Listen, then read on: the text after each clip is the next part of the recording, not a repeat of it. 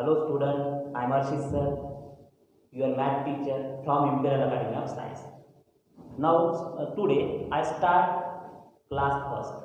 पर उसके पहले आप सबसे पहले मुझे बताइए हम यहाँ पे किस लिए जमा हुए? सर जे की क्लास है, ठीक है, इस हमें पढ़ना है, आपको तो पढ़ना है बराबर है, मुझे सब पता है, बट आपको जो पढ़ना है उसके पहले आपने क्या पढ़ा ये तो देखना पड़ेगा ना मुझे, ठीक है ना। क्योंकि देखिए जो बेसिक है वो बेसिक हमें क्लास 8, 9 एंड 10 इसमें होता है, ठीक है। अब बोलेंगे सर ये क्लास 8, 9, 10 में क्या होता है? देखिए क्योंकि कुछ टॉपिक हमें बहुत ज़्यादा इंपॉर्टेंट रहते हैं, ठीक है ना। जैसे कुछ टॉपिक हमें बहुत ज़्यादा इंपॉर्टेंट रहते हैं। अब देखिए जैसे इसमें मैंने लिख के रखे हैं, क्योंकि जैसे क्लास 8 में अंडरस्टैंडिंग क्वाड्रेटर, ठीक है ना। अब आप बोलेंगे सर अंडरस्टैंडिंग क्वाड्रेटर में क्या रहता है? देखिए जैसे आपको वहाँ क्वाड्रेटर में आपको ये तो पता चल जाता है कि क्वाड्रेटर में जैसे उसको क्या बोलते हैं, रेक्टेंगल की प्रॉपर्टी क्या है, ओके, पैरेललोग्राम की प्रॉपर्टी क्या है, रोम्बस की प्रॉपर्टी क्या है, स्क्वायर की प्रॉपर्टी क्या है, काइट की प्रॉपर्टी क्या है, ठीक है। नंबर ऑफ प्रॉपर्टी आपको ही पढ़नी पड़ेगी, ठीक है ना। क्योंकि देखिए हम तो बताएंगे आपको, बट कुछ बेसिक बातें आपको देखनी पड़ेगी क्योंकि आपका सब हुआ है, ठीक है ना। अब देखिए जैसे मैंने आपको बताया कि अंडरस्टैंडिंग क्वाड्रेटर, तो आप बोलेंगे सर अंडरस्टैंडिंग क्वाड्रेटर, ठीक है ना, ये टॉपिक तो है, बट इसमें हमें क्या क्या हुआ, ठीक है ना, क्वाड्रिलैटरल में। अब आप मुझे बताइए क्वाड्रिलैटरल में क्या होता है? जिसमें 4 एंगल रहते हैं, ठीक है ना, 4 एंगल रहते हैं और आप उसको देखो 4 एंगल और 4 साइड, अगर उसको आप उसको क्या बोल सकते हैं? आप क्वाड्रिलैटरल बोल सकता हूँ, ठीक है। अब आप मुझे बताइए उसमें अलग अलग क्वाड्रिलैटरल अलग अलग पार्ट रहते हैं। देखो जैसे यहाँ पे आप पैरेललोग्राम बोलेंगे, रोम्बस बोलेंगे, स्क्वायर बोलेंगे, रेक्टेंगल बोलेंगे, ठीक है। फिर उसके बाद ट्रेपेजियम रह सकता है, काइट रह सकता है, बट उन सब की प्रॉपर्टी अलग अलग। तो ये प्रॉपर्टी तो आपको थोड़ी सी लर्न करनी पड़ेगी ना, क्योंकि देखो अगर सपोज आप प्रॉपर्टी लर्न करेंगे तो ही आपको अच्छे से समझ में आएगा, क्योंकि हम आपको तो बताने ही वाले हैं। बट क्या होता है अगर आप जितना ज़्यादा देखो, जैसे हाँ मैं यहाँ पे एक बात बताता हूँ आपको, यहाँ पे ये 8, 9 एंड 10, ठीक है, ये सब हमने पढ़ा, ठीक है, आप सबने पढ़ा होगा, ठीक है। क्योंकि देखिए सीबीएसई बोलिए या स्टेट बोर्ड बोलिए, इनको जो टॉपिक रहते हैं वो सभी टॉपिक कवर कर देते हैं 8, 9 एंड 10 में, ठीक है। अब देखो जैसे यहाँ पे अब ये सभी के सभी हमें काम में आते हैं कहीं ना कहीं, ठीक है ना, कहीं ना कहीं पे हमें काम में आ जाते हैं। क्योंकि देखिए जैसे ये तो जे है, आपको पता है कि JEE इसका मीनिंग क्या होता है, ठीक है ना, इसका मीनिंग क्या होता है? जॉइंट एंट्रेंस एग्जामिनेशन, ठीक है ना, जॉइंट एंट्रेंस एग्जामिनेशन। अब इसमें देखो जैसे जेई में मैंने 2 पार्ट किए, एक रहता है 11 और एक रहता है 12, ठीक है। 11 और 12 में तो हम पढ़ने ही वाले हैं, 11 और 12 में हम पढ़ने ही वाले हैं, बट इसके पहले हमें जो क्लास 8 में, क्लास 9 में और क्लास 10 में जो हुआ था वो हमें सिर्फ रिपीट करना है, हमें पढ़ना नहीं है। मैं आपको बाद में बताऊंगा, जैसे हम 11 के टॉपिक चालू करूंगा वैसे मैं आपको बताऊंगा कि यार हमने ये पढ़ा था, हमें ये हुआ है, हमारा यहाँ पे आपको, क्योंकि देखिए जब हम वो जो टॉपिक चालू करने वाले हैं उसी टॉपिक के वक्त अगर हम बताएंगे तो आपको इजीली समझ जाएगा कि यार सर ने क्या बताया है, ठीक है ना। अब देखो यहाँ ये 11 और 12, ठीक है, ये जो रहता है ना, ठीक है, 8, 9 एंड 10 ये क्या रहता है पता है क्या? ये पाथ है, ठीक है, उसको जाने के लिए। क्योंकि देखिए मैं डायरेक्शन दिया, ऐसा तो नहीं दिया मैंने, इस साइड डायरेक्शन नहीं दिया ना, डायरेक्शन किस साइड दिया? उस साइड दिया। डायरेक्शन का मीनिंग होता है कि 8, 9, 10 के बाद आपको जाना पड़ता है, बट 8, 9, 10 में जो बेसिक रहता है वो बेसिक तो आपको इसमें काम नहीं आता ही था। क्योंकि अब आपको क्या करना है, यहाँ पे देखिए 8, 9 एंड 10 क्लास में हमने जो पढ़ा था। अब देखो जैसे मैंने बताया आपको सबसे पहले अंडरस्टैंडिंग क्वाड्रिलैटरल, सेकंड आपने पढ़ा था data handling, data type of data. देखो जैसे आप है एक रहता है डिस्टर्ब डेटा, उसको कुछ भी नहीं सिर्फ आपने रखा है, ठीक है, और एक रहता है सिस्टमैटिक डेटा।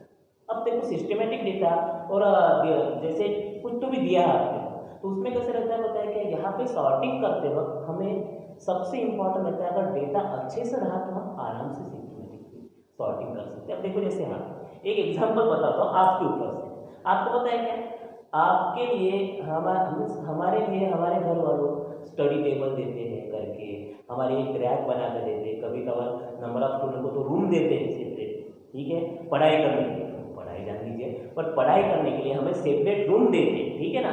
अब आप क्या करते हो, इस सेपरेट रूम में हम स्टडी करते हैं, ओके बराबर। बट कुछ स्टूडेंट स्टडी भी करते हैं, ठीक है, सभी स्टूडेंट ऐसा नहीं, सभी स्टूडेंट्स पढ़ाई स्टडी करते ही करते हैं। बट क्या होता है पता है क्या, स्टडी करने के बाद आप मुझे बताइए जो बुक्स रहते हैं, ठीक है, जो बुक्स आप यूज करते हैं वो बुक्स उसी जगह पे नहीं रहते हैं, क्योंकि वो बुक्स आप अलग अलग जगह पे रख देते हैं, क्योंकि आपको वहाँ पे आप क्या करते हैं, सिर्फ स्टडी करते हैं, आपको ऐसा लगता है ठीक रख देते हैं, ठीक है। बट अब अगर आपको वहाँ पे आपको जैसे बुक्स देखना है, आपको सर्च करना है कि बुक्स कहाँ पे, तो फिर आप डिस्टर्ब हो जाते हैं। इसलिए क्या होता है पता है क्या, जो डेटा हैंडलिंग बोला है उन्होंने, अगर समझो वो बराबर सिस्टमैटिकली उसी जगह पे रखा है तो फिर आपको इजीली समझ जाता है। अगर समझो ध्यान दीजिए, अगर एक बुक्स की लाइब्रेरी 10,000 या 20,000 बुक्स है, ठीक है, 1 लाख बुक्स, ठीक है, 1 लाख बुक्स रहने के बाद अगर सपोज आप अगर गए, ठीक है ना, आप अगर गए, ठीक है, बुक्स के लिए यार नहीं मुझे स्टडी करनी है, बहुत दिन हो गए मैं पढ़ाई नहीं की, मैं लाइब्रेरी जाता हूँ पढ़ाई करता हूँ, ठीक है, मैंने वीटी कार्ड भी निकाला वहाँ के, ठीक, मैं कह रहा तो मुझे ये बुक्स हो, ठीक है, उनको टाइम नहीं लगता, उनको पता रहता है कि हाँ ये बुक्स इसमें है। क्या होता है पता है क्या, यहाँ पे वो सॉर्टिंग करके रखते हैं। अगर ये सॉर्टिंग करके रख रहे हैं तो यहाँ पे क्या होता है, डेटा हैंडलिंग में वही पढ़ते हैं। उसके बाद क्या है, अलजेब्रिक एक्सप्रेशन एंड आइडेंटिटी। अब देखिए algebraic expression and identity particular क्या होता है, जो इक्वेशन के फॉर्म में रहता है, ठीक है ना, एक्स वाई के फॉर्म में रहता है, उसके फॉर्म जैसे कुछ आइडेंटिटी अप्लाई करते हैं आप, देखिए ए प्लस बी ब्रैकेट स्क्वायर, ए माइनस बी ब्रैकेट स्क्वायर, ए प्लस बी ब्रैकेट क्यूब, ए माइनस बी ब्रैकेट क्यूब, ये सभी आइडेंटिटी हमें इसमें पढ़नी पड़ती है, ठीक है। उसके बाद प्लेइंग विथ नंबर, हाँ ये जो है ना, ये क्लास 8 में नंबर ऑफ क्लासेस में, नंबर ऑफ स्कूल में नहीं पढ़ाते। क्यों नहीं पढ़ाते हैं, क्योंकि ये लॉजिकल है, ठीक है ना। अब अगर लॉजिकल है तो हमें क्या करना है, इसके ऊपर भी आपको थोड़ी सी स्टडी करनी पड़ेगी। इसके ऊपर के एग्जाम्पल आते हैं ऐसा नहीं, बट ये एग्जाम्पल अगर करेंगे तो आपका लॉजिक जो है वो अच्छे से डेवलप हो जाए। क्योंकि देखिए हम पढ़ाने वाले थे, ठीक है, हम पढ़ाने वाले हैं, आप पढ़ने वाले, ठीक है। अब देखो जैसे हम हमारे तरफ से आपको 100% देंगे, आपके तरफ से हमें 100% दीजिए, मीन्स कितना हो गया 100%। अब बोलेंगे सर 100% कैसे हो गया, आपका 100% हमारा 100% 200% हो गया, एवरेज में निकालेंगे आप, क्योंकि मैं और आप दोनों का 100% है तो ऑब्वियसली उसका एवरेज तो निकालना ही पड़ेगा ना, तो क्या हो गया 100% हो गया ना। तो ये देखो यहाँ पे हमें प्लेइंग विथ नंबर में नंबर दिए रहेंगे कि मिसिंग फ्रीक्वेंसी रहेंगी, उसमें क्या आएगा, ये क्या आएगा, ये देखना है हमें, ठीक है। ये जो है ना, हमें जेई में तो काम में आता ही आता है, पर अगर आपको जैसे ग्रेजुएशन के बाद अगर आपको कॉम्पिटिटिव एग्जाम देंगे, उसमें भी क्लास 8, 9 एंड 10 का मैक्सिमम सिलेबस हमें पता है, उसमें से क्लास 8 और 9 का तो ज़्यादा से ज़्यादा रहता है, ठीक है ना। अब देखो उसके बाद हमें पढ़ना है नंबर सिस्टम। अब देखो नंबर सिस्टम ये जो रहता है, नंबर सिस्टम में भी अलग अलग नंबर्स रहते हैं, उसको हमें सॉर्ट आउट करना पड़ता है, रिफाइन करना पड़ता है, सभी बातें रहती है उसमें, हमें फार्मूले यूज करने पड़ते हैं, ये सब हमें नंबर सिस्टम में रहना है। पॉलिनोमियल में भी देखो, पॉलिनोमियल में हमने पढ़ा है टाइप ऑफ पॉलिनोमियल, अगर बोलेंगे आप तो यहाँ पे क्या होता है, सबसे पहला हमें क्या होता है, linear polynomial, quadratic polynomial, cubic polynomial.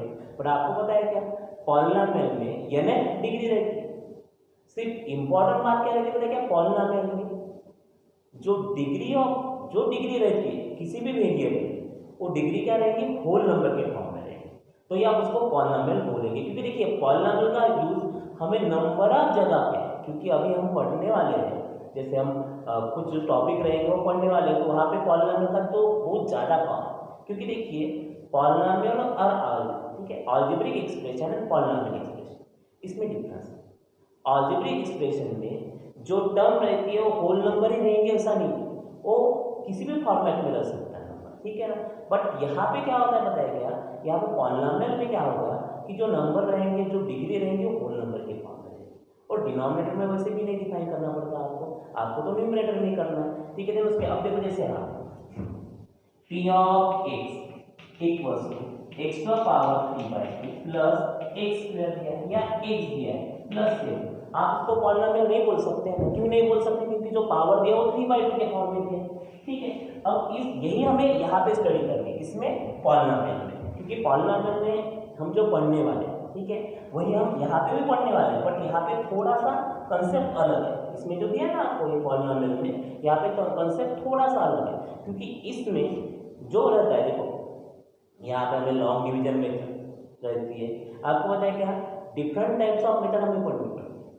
Synthetic division method, long division method. Long division का मेथड का ही नाम अलग है, एक्चुअल डिवीजन मेथड आप बोलते हैं, ठीक है ना, actual division method, long division method, तो ये भी हमें पढ़ना है। ठीक है, बट आपने जो पढ़ा है वो तो देख लीजिए, क्योंकि क्या होता है, हम तो पढ़ाने वाले हैं, बट अगर आप रिवाइज करेंगे प्रीवियस जो हुआ है आपका, तो आपको इजी जाएगा सामने का पढ़ने के लिए। इसलिए मैं आपको बता रहा हूँ कि पॉलिनोमियल देख लीजिए, क्लास 9 का और क्लास 10 का। ठीक है, उसके बाद हेरोन्स फार्मूला। आपको पता है कि हेरोन्स फार्मूला ये हमें मैक्सिमम टाइम यूज पड़ता है, ठीक है ना, क्योंकि देखिए हर टाइम आपको एरिया अगर निकालना है तो बेस इनटू हाइट नहीं हो सकता ना, क्योंकि हाइट हर टाइम हमें अप्लाई नहीं कर सकते। ठीक है, कुछ जगह पे हमें डायरेक्टली हेरोन्स फार्मूले से ही सॉल्व करके देखना पड़ता है। ठीक है, ये तो बाद में देखेंगे हेरोन्स फार्मूला कहाँ पे यूज होता है, क्योंकि ये हेरोन्स फार्मूला क्लास 12 में हमें हेरोन्स का हीरोज होते हैं, हीरोज फार्मूला बोलते हैं इसको, तो हम पढ़ने वाले हैं, बाद में बताऊंगा मैं आपको, इसलिए मैंने यहाँ पे टिक करके रखा है कि हेरोन्स फार्मूला हम कब यूज करने वाले हैं। हाँ, उसके बाद सरफेस एरिया नंबर। सर ये तो मस्त टॉपिक है सर, बढ़िया इजी टॉपिक है। ठीक है, ये पूरा टॉपिक नहीं रहेगा, इसमें से आपको जो फार्मूले हुए, देखिए नंबर ऑफ फार्मूले थे, उसमें नंबर ऑफ फार्मूले थे। ठीक है, उसमें कैसे था पता है क्या, एरिया भी फाइंड करना पड़ता था, वॉल्यूम भी फाइंड करना पड़ता था हमें। ठीक है, जैसे देखिए उसमें सिलेंडर, स्पीयर, पोल, ठीक है ना, उसके बाद हम क्यूबाइड, ठीक है, तो ये सब हम पढ़े। ठीक है, उसके फार्मूले आपको देखने पड़ेंगे, तो आप क्या करिए बताइए, क्या जो कुछ फार्मूले हुए हैं हमारे, जो कुछ आइडेंटिटी हुई है, ठीक है, वो सब आप ऐसे बुक्स करिए अलग, ठीक है, उसमें लिख के रखिए। जैसे क्लास 10 हमारे जो कुछ फार्मूले होंगे वो सब लिखिए, क्योंकि देखिए अगर आप एक जैसे बड़ा बुक करेंगे तो अच्छा रहेगा, क्योंकि देखो, क्योंकि क्लास 10, 8, 9, 10 के जो सब फार्मूले रहेंगे या जो कुछ आइडेंटिटी रहेंगे वो आप लिख के रखिए। क्या होता है पता है क्या, अगर वो आपके पास लिख के रहेंगे तो आपको बाद में उसको देखते हुए क्या आपको आइडिया आ जाएगा कि हाँ ये इसमें थी, क्या आइडेंटिटी हमें पता है। ठीक है, तो आपको वो करनी पड़ेगी। ठीक है, क्लास 8, 9 और 10 वो जो कुछ आपके आइडेंटिटी हुई है वो सब आप उसमें लिख के रखें। ठीक है, एक सबसे पहला इंपॉर्टेंट बात। ठीक है, देन उसके बाद हम 11 के भी उसमें लिखेंगे और 12 के भी उसके साथ में लिखेंगे। क्या होगा पता है कि आपके पास जो डेटा कलेक्ट होगा वो सिस्टमेटिक मैनर में रहेगा। अभी बताया मैंने आपको डेटा हैंडलिंग। ठीक है, अब देखो जैसे आगे मैंने आपको वही बताया कि डेटा हैंडलिंग का पर्पस क्या है, कि अब देखो यहाँ पे मैंने बताया ना आपको 8 के अगर आपके पास आइडेंटिटी आपके पास अवेलेबल है, 9 की आइडेंटिटी आपके पास अवेलेबल है, 10 की आइडेंटिटी आपके पास अवेलेबल है, तो आपको कैसे आपको पता चल जाता है कि यार हाँ ये हमें यहाँ पे यूज़ किए थे, ये हमने यहाँ पे यूज़ किए थे। अब क्लास 11 में हमने हाँ यार ये तो हमें यहाँ पे तो यूज़ करनी ही करनी है। ठीक है, तो यहाँ पे हम तो देखेंगे। ठीक है, अब देखो सरफेस एरिया एंड वॉल्यूम। ठीक है, यहाँ पे हमें जो कुछ आइडेंटिटी रहेंगे, नंबर ऑफ आइडेंटिटी सभी लिख के रखनी पड़ेगी, क्योंकि देखिए एरिया, ठीक है, और वॉल्यूम इसके जो रहेंगे आइडेंटिटी दिए आपको, फार्मूले दिए, वो सब आपको लिख के रखने पड़ेंगे। देन उसके बाद अब देखिए क्लास नंबर 10, क्लास 10। अब देखो क्लास 10 में सबसे इम्पोर्टेंट टॉपिक रहेंगे। देखो जैसे मैंने लिख के रखे हैं वही टॉपिक देखो, जैसे फर्स्ट टॉपिक पॉलिनोमियल। ठीक है, देखो पॉलिनोमियल में कैसे होता पता है कि आपने अब तक आपने देखा था कि अल्फा प्लस बीटा, ठीक है, अल्फा प्लस बीटा, ठीक है, देन उसके बाद अल्फा इंटू बीटा, क्योंकि क्वाड्रेटिक देखो मैक्सिमम स्टूडेंट को उन्होंने क्यूबिक पॉलिनोमियल के बारे में नहीं बताया, या बताया होगा तो सिर्फ जस्ट एक इंट्रोडक्शन के पर्पज से उन्होंने बताया कि यार क्यूबिक पॉलिनोमियल में रहता है, बट उसमें यहाँ पे हम यूज नहीं करते। ठीक है, बट आपको एक बात बता देता हूँ मैं, क्योंकि क्लास 10 में जो पढ़ाते हैं तो उसमें उन्होंने क्यूबिक पॉलिनोमियल के बारे में बताने को होना क्यों पता नहीं कौन है, क्योंकि उसका यूज हमें बाद में होता है, ठीक है ना, उसका यूज रहता है, ठीक है। बट हमें पढ़ाने वाले सिर्फ हमें क्या पढ़ाते हैं, sum of polynomial, multiplication of polynomial, ठीक है, उसमें दो फार्मूले रहते हैं। बट अगर क्यूबिक में क्या होता है, क्यूबिक में पढ़ा रहता है फार्मूला, उसको एक्सप्लेन भी करना पड़ता है। हाँ देखो, जैसे आप प्रूव भी कर सकते हैं हम कि alpha plus beta plus gamma, alpha into beta, beta into gamma, gamma into alpha equals to, ठीक है, ये सब बातें तो रहती है, ठीक है। हम पॉलिनोमियल में ये जो बातें हैं सिर्फ आपको सिर्फ फार्मूले जस्ट आपको लिख के रखने पड़ेंगे, ठीक है।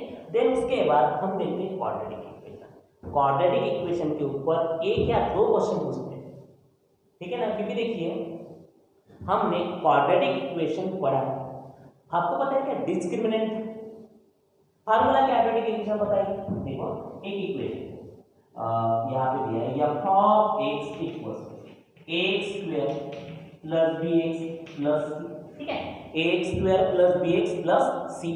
अब आपको क्या करना है, अगर मुझे इसको सॉल्व करना है, ठीक है, by the value of x, तो यहाँ पे क्या होता है minus plus minus in under b square minus 4x divide by 2, ये फार्मूला था, आपको सबको पता है। उसमें से डिस्क्रिमिनेंट मींस क्या होता है बताइए क्या, यहाँ पे जो टर्म है b square minus 4ac, b square minus 4ac, ये टर्म है, देखो b square minus 4ac equal to, आप इसको क्या बोल सकते हैं बताइए क्या, इसको मैं बोलता हूँ डिस्क्रिमिनेंट, ठीक है। अब ये जो डिस्क्रिमिनेंट रहेगा, ठीक है ना, अब ये जो डिस्क्रिमिनेंट रहेगा इसमें क्या हो सकता है, देखिए सबसे इंपॉर्टेंट है, अब ये जो डिस्क्रिमिनेंट निकला आपका, ठीक है, उसमें तीन कंडीशन बताइए, आप बताइए मुझे पता है, ठीक है। अब तीन कंडीशन कौन सी है, देखिए first condition b is greater than 0, d equals to 0 and d is less than 0। ऐसी तीन कंडीशन हुई है कि नहीं हुई है बताइए। हाँ, क्योंकि देखिए ना, आपको ये तीनों कंडीशन हुई है, ठीक है, उसको क्या बोलते हैं आप डिस्क्रिमिनेंट बोलते हैं, उसको क्या बोलते हैं आप डिस्क्रिमिनेंट। जैसे आप देखिए d is greater than 0, d is equals to 0 and d is less than 0। ऐसी तीन कंडीशन है, इसमें से हमने दो कंडीशन तो पढ़ी ही, हमने दो कंडीशन पढ़ी ही है, ठीक है। अब देखो जैसे आप अगर समझो डिस्क्रिमिनेंट की वैल्यू अगर 0 से बड़ी रही, डिस्क्रिमिनेंट की वैल्यू 0 से अगर बड़ी रही, तो आप क्या बोलते हो, आप both root are real and unequal, different बोल सकते हो, अनइक्वल ना बोलते हो, डिफरेंट बोलेंगे अपन, ठीक है। उसके बाद डिस्क्रिमिनेंट d इक्वल्स टू 0, यहाँ पे क्या है बोथ रूट्स या, ठीक है, बोथ रूट या द वैल्यू ऑफ x, ठीक है, आर इक्वल, या आप उसको बोलते हैं both roots are real and equal, ठीक है। देन उसके बाद लास्ट में क्या होता है, यहाँ पे जो कंडीशन रहेगी, इस कंडीशन में क्या होता है, यहाँ पे क्या आएगा, जो रूट आएगा both root are not real, इनका काम खत्म हो गया, आर नॉट रियल। अगर रियल नहीं है तो फिर क्या है, रियल नहीं है, इतना ही बताया मैं। देखो यहाँ पे आपको सभी को जो उन्होंने ऐसा ही बताया कि ये रियल नहीं है। अब रियल नहीं तो क्या होगा, अब रियल नहीं तो क्या होगा बताएगा, यहाँ पे जो नंबर रहेगा वो क्या रहेगा, इमेजिनरी नंबर रहेगा, तो नंबर क्या रहेगा, इमेजिनरी नंबर रहेगा। मीन्स अब देखिए जैसे इसमें हम जो स्टडी करेंगे ना, ठीक है ना, आपको आपने तो क्वाड्रेटिक इक्वेशन पढ़ा है, ठीक है। अब क्वाड्रेटिक इक्वेशन का ही पर्पस लेके हमें सामने का पोर्शन पढ़ना है, उसको बोलते हैं complex number and quadratic equation. हम वो बाद में पढ़ेंगे, मैं डिटेल में आपको बताऊंगा, बट हमें सिर्फ यही बताना है कि अब हमने क्या पढ़ा, ठीक है ना। अब देखो उसके बाद यहाँ पे मैंने लिख के नहीं रखा है, और वो भी बहुत इंपॉर्टेंट है, कौन सा यूनिट बताएगा, linear equation in two variable, ध्यान रखिए, linear equation in two variable. इसलिए उसका पर्पस यूज, उसका यूज इसलिए है क्योंकि पता है क्या, वहाँ पे दो वेरिएबल दिया, ठीक है, यहाँ पे लिखिए, ठीक है, कौन सा मैंने यहाँ पे नहीं लिखा है, क्लास 10 का सीधा टॉपिक नहीं लिखा है, बट यहाँ पे बताया क्या, linear equation in two variable, pair of linear equation in two variable, ठीक है। उसमें क्या होता है, a1x b1y plus c1 equals to 0, a2x plus b2y plus c2 equals to 0, ठीक है। इसमें हमने मैक्सिमम टाइम तो ये था, इसमें भी कंडीशन है, तीन कंडीशन कौन सी है बताएगा, देखो A1/A2 equals to B1/B2 equals to C1/C2।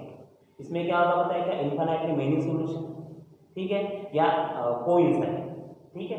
अब देखो यहाँ तक तो ठीक है। उसके बाद सेकंड कंडीशन थी A1/A2 equals to B1/B2 not equals to C1/C2, no solution है पैरेलल टू ईच अदर। और last condition A1/A2 not equals to B1/B2 not equals to C1/C2। यहाँ पे क्या होता है, unique solution and both line are intersect to each other, ठीक है ना। अब यहाँ पे ये तो पता हमने पढ़ी थी, बट यहाँ पे मैंने नहीं लिखा है, बट ये भी इंपॉर्टेंट टॉपिक है, ये भी देख लीजिए आप, इसका भी हमें बहुत जगह मिलता है, क्योंकि मैंने ये नहीं लिखा, बट ये इंपॉर्टेंट, ये भी लिख के रखिए आप। इसमें लिखेंगे आप क्लास 10 में, ठीक है ना, वहाँ पे इसके नीचे लिखा तो भी चलेगा, ठीक है। क्लास 10 में आप क्या लिखेंगे, pair of linear equation in 2 variable, ये भी काम का है, ठीक है। अब देखो, अब हमें क्या लिखना है, अरिथमेटिक प्रोग्रेशन, इसके भी ऊपर एक क्वेश्चन रहेगा।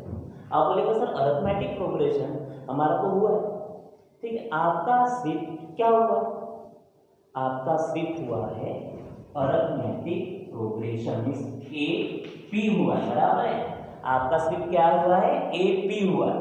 अब हमें क्या पढ़ना है उसके साथ, GP और HP। देखो क्या पढ़ना है हमें, पहले बार हम AP तो पढ़ा ही है, उसके बाद हम GP और HP पढ़ने वाले हैं। क्या पढ़ने वाले देखिए, GP और HP, ठीक है ना। अब देखो अरिथमेटिक प्रोग्रेशन, इसको आप AP को क्या बोलते हैं, अरिथमेटिक प्रोग्रेशन, GP को आप क्या बोल सकते हैं, ज्योमेट्रिक प्रोग्रेशन, और HP को आप बोलते हैं हार्मोनिक प्रोग्रेशन। हार्मोनिक का मीनिंग होता है रेसिप्रोकल। इस अरिथमेटिक प्रोग्रेशन का जो रेसिप्रोकल रहेगा वही रहेगा हार्मोनिक प्रोग्रेशन, ये सब मैं बताऊंगा, ठीक है। बट यहाँ पे जो पढ़ा था आपने अरिथमेटिक प्रोग्रेशन, वो अच्छे से प्रैक्टिस करिए, क्योंकि उसका बहुत ज़्यादा काम में आता है, क्योंकि उसके जो एग्जाम्पल है वही हमें पढ़ना है, ठीक है। लॉजिक का है, उसमें बहुत सा पोर्शन आता है, क्योंकि अरिथमेटिक प्रोग्रेशन के ऊपर से हमें नंबर ऑफ एग्जाम्पल सॉल्व करने पड़ते हैं, क्योंकि देखिए ट्रिग्नोमेट्री में भी उसका यूज होता है, इवन जैसे इंटीग्रेशन में, डेरिवेटिव में, ठीक है, सभी इसमें उसका यूज होता है। आपको देखना पड़ता है कि वो कैसे, किस पर्पज से आप यूज करने वाले हैं, ठीक है ना। तो हम क्या कर रहे हैं, देखिए जैसे अरिथमेटिक प्रोग्रेशन पढ़ने वाले, ठीक है, अरिथमेटिक प्रोग्रेशन, ये भी आप थोड़ा सा उसके रूल वगैरह आप देख लीजिए, उसमें दो रूल है, ठीक है ना। आपको कौन सा, एक टर्म वाला है, ठीक, अरिथमेटिक प्रोग्रेशन AP का एक फार्मूला दिया है और एक समेशन का फार्मूला दिया है, वो दोनों फार्मूला लिख के रखिए। उसके बाद कुछ आइडेंटिटी है वो देख लीजिए, ठीक है। उसके बाद देखो, उसके बाद हमें पढ़ना पड़ता है कोऑर्डिनेट ज्योमेट्री, ठीक है। देखिए जैसे कोऑर्डिनेट ज्योमेट्री एक पूरा का पूरा एक हेड बना के, उसमें पता है क्या, मैक्सिमम अब तक तो जैसे 30 क्वेश्चन रहते थे ना, तब आपको पता है क्या, उसमें से 9 क्वेश्चन आपको कोऑर्डिनेट ज्योमेट्री के ऊपर रहते थे। 9 क्वेश्चन कोऑर्डिनेट ज्योमेट्री, 9 या 8 क्वेश्चन कोऑर्डिनेट ज्योमेट्री के ऊपर पूछते थे आपको, ठीक है ना। तो इसलिए ये कोऑर्डिनेट ज्योमेट्री, आप बोलेंगे सर कोऑर्डिनेट ज्योमेट्री हमारे को जमता है, आपने क्या पढ़ा है, आपने क्या पढ़ा है, एक तो CBSE अगर होगा तो उनको स्ट्रेट लाइन वगैरह तो नहीं पता है, ठीक है, बट अगर स्टेट बोर्ड है तो उनको थोड़ा सा स्ट्रेट लाइन के बारे में पता है कि स्लोप क्या होता है, इक्वेशन ऑफ लाइन क्या होता है, ठीक है। आपने जो कोऑर्डिनेट ज्योमेट्री पढ़ा है वो एकदम छोटा सा पढ़ा है, ठीक है ना। अब हमें कोऑर्डिनेट ज्योमेट्री पढ़ना है, पूरा इतना पढ़ा है। अब आप राउंड करो उसमें कितने होते हैं, तो ठीक है ना। तो क्या है कि कोऑर्डिनेट ज्योमेट्री में हमें ये भी पोर्शन पढ़ना है, ठीक है। अब देखो कोऑर्डिनेट ज्योमेट्री में आपने सेक्शन फार्मूला पढ़ा, इंटरनल सेक्शन, एक्सटर्नल सेक्शन, इसका भी यूज है हम, ठीक है ना, इसका भी यूज आने वाला है, क्योंकि देखिए मैं आपको वही बता रहा हूँ कि आपने जो पढ़ा है उसका सम टाइम आपको बहुत जगह पे काम आता है, कि यार पूरा का पूरा वो नहीं रहेगा, पर आपको बहुत सा पोर्शन उसमें रहेगा। तो ठीक है, हम क्या करने वाले हैं, हम कोऑर्डिनेट ज्योमेट्री को पढ़ने वाले हैं। उसके बाद इंट्रोडक्शन ऑफ ट्रिग्नोमेट्री, आपने ये देखो नाम के ऊपर से पढ़ो, इंट्रोडक्शन ऑफ ट्रिग्नोमेट्री, इसका मीनिंग क्या होता है कि इंट्रोडक्शन है, आपको 10th में सिर्फ इंट्रोडक्शन दिया है कि यार साइन अपॉन कॉस क्या होता है, कॉस अपॉन साइन क्या होता है, ठीक है। देन उसके बाद sine theta equals to opposite upon hypotenuse, cos theta equals to adjacent upon hypotenuse, tan theta equals to opposite upon adjacent, ठीक है ना। तो ये जो है ना ये आपने पढ़ा है। उसके बाद sine square theta plus cos square theta, cos square theta sec square theta minus tan square theta, cosec square theta minus cot square theta, ये पढ़ा है आपने, ठीक है। अब आप मुझे बताइए, इतना ही ट्रिग्नोमेट्री नहीं है ना, आपने जितना पढ़ा है उतना ही ट्रिग्नोमेट्री नहीं है, उसके सामने हमें पढ़ना है, उसके सामने हमें पढ़ना है। और आपको पता है क्या, जितने जो कुछ आपने फार्मूले पढ़े, जो कुछ आइडेंटिटी पढ़ी है, वो बहुत कम है। बट आपको एक बात बता देता हूँ मैं आपको, अगर ये आइडेंटिटी आप खुद से बनाएंगे, ये जो आइडेंटिटी रहती है ना, अगर आप खुद से बनाएंगे तो आपको आइडेंटिटी पूरी की पूरी लर्न हो जाएगी। आप कभी नहीं भूल सकते हो, कभी भी नहीं भूल सकते, देखना लगेगा। अब हम क्या करने वाले हैं, क्लास 11 में हम वही करने वाले हैं, हम जो आइडेंटिटी पढ़ने वाले हैं वो हम खुद बना के देखेंगे, ठीक है ना। अब देखो जैसे यहाँ पे, उसके बाद सम एप्लीकेशन ऑफ ट्रिग्नोमेट्री। अब सम एप्लीकेशन ऑफ ट्रिग्नोमेट्री के ऊपर एक या दो क्वेश्चन पूछते ही पूछते, तो देखो बताता हूँ आपको। पता है कि इसमें कंसेप्ट क्या है, हाइट एंड डिस्टेंस के फॉर्म में होता है। इसमें क्या रहता है, हाइट एंड डिस्टेंस रहता है, ठीक है ना। अब देखो यहाँ तक तो हो गया, ठीक है। अब देखिए जैसे यहाँ पे ये जो मैंने यहाँ पे क्यों लिख के रखा है बताया गया, स्टैटा जो है, स्टैटा और प्रोबेबिलिटी, ये यहाँ पे भी आता है, क्लास 8 में भी रहता है, 9 में भी रहता है और 10 में भी रहता है, ठीक है। सभी मिला के जो प्रोबेबिलिटी पढ़ा है आपने, उसके बारे में थोड़ा सा देख लीजिए, प्रोबेबिलिटी और स्टैटिस्टिक। क्योंकि स्टैटिस्टिक में आपने पढ़ा था हिस्टोग्राम, ओव्यू, ठीक है, उसके बाद टैबुलेशन फॉर्म पढ़ा है आपने, ठीक है। ये सभी बातें हमें देखनी पड़ेगी, क्योंकि देखो स्टैटिस्टिक में आपने मिसिंग फ्रीक्वेंसी की प्रॉब्लम देखे होंगे क्लास 10 में, वो देखने पड़ेंगे हमें, ठीक है। फार्मूले देखने पड़ेंगे, उसके सामने का पोर्शन हमें पढ़ना है। बट उसका सामने का पोर्शन पढ़ने के लिए पीछे का पोर्शन तो देखना पड़ेगा, पीछे का पोर्शन देखना पड़ेगा। आप मुझे बताइए, ऐसा कभी होता है कि क्लास 10 में डायरेक्ट जंप करते करते फर्स्ट सेकंड थर्ड, नहीं फर्स्ट सेकंड नहीं, नर्सरी, एचकेजी, ठीक है, फिर उसके बाद फर्स्ट स्टैंडर्ड, सेकंड स्टैंडर्ड, क्योंकि थोड़ा सा अलग फॉर्मेट हो गया है ना, हमारे वक्त थोड़ा अलग था, ठीक है। अब देखिए जैसे यहाँ पे मिस हम क्या पढ़ने वाले हैं, सम एप्लीकेशन ऑफ ट्रिग्नोमेट्री हो गया, स्टैटिस्टिक, प्रोबेबिलिटी, ठीक है। आप थोड़ा सा देख लीजिए, क्योंकि आप अगर खुद के तरफ से एफर्ट लगाएंगे, हम भी एफर्ट लगाएंगे। क्या होता है पता है कि ये बातें सब जन नहीं बताते, ठीक है। ये बातें सब जन क्या करते नहीं, आपको आता है, अरे वो आपको आता है पर आपने देखा तो ही आएगा ना आपको। तो आप सिर्फ ये करिए कि आपको देख लीजिए, आप बुक्स कर लीजिए, हम सेपरेट, क्योंकि अभी तो लॉकडाउन है तो हम नहीं देखेंगे, बट बाद में मैं आपको बुक्स देखूँगा क्लास 8 के फार्मूले, क्योंकि मुझे फार्मूले सब लगता है, आपको सिर्फ दिखाना है। क्योंकि हाँ एक आधी बार थोड़ा सा एक आधा फार्मूला नहीं आएगा, बट मैंने देखे बराबर आप मुझे पता चल जाएगा कि ये फार्मूला गलत है कि सही है। तो आपको क्या करना पड़ेगा, वो लिख के रखने पड़ेगा क्लास 8, 9 एंड 10 के, ठीक है। उसके बाद क्योंकि ये सब कर लीजिए। देख अब आपको इम्पोर्टेंट बात यह है कि कल से मैं क्लास चालू करने वाला हूँ, ठीक है ना। अगर कोई होगा तो आप बता दीजिए, क्योंकि क्लास मैं कल से चालू करने वाला हूँ और सबसे बेसिक में मैं पढ़ाने वाला हूँ लॉगरिथम। आप बोलेंगे सर लॉगरिथम बाहर बेसिक कहाँ पे, पता है क्या, लॉगरिथम बेसिक भले ही नहीं है, बट ये लॉगरिथम ये सबके काम का है। क्योंकि देखो फिजिक्स और केमिस्ट्री में लॉग का सबसे ज़्यादा इंपॉर्टेंट है, इसलिए मुझे पढ़ाना पड़ता है, ठीक है ना। इसलिए मैं लॉगरिथम सबसे स्टार्टिंग में पढ़ाऊंगा, उसके बाद सेट, उसके बाद रिलेशन एंड फंक्शन, उसके बाद कॉम्प्लेक्स नंबर, उसके बाद ट्रिग्नोमेट्री, उसके बाद परम्यूटेशन और कॉम्बिनेशन, ठीक है। ये सब बातें रहेंगी, मैं बताऊंगा आपको बाद में, ठीक है। Okay, thank you.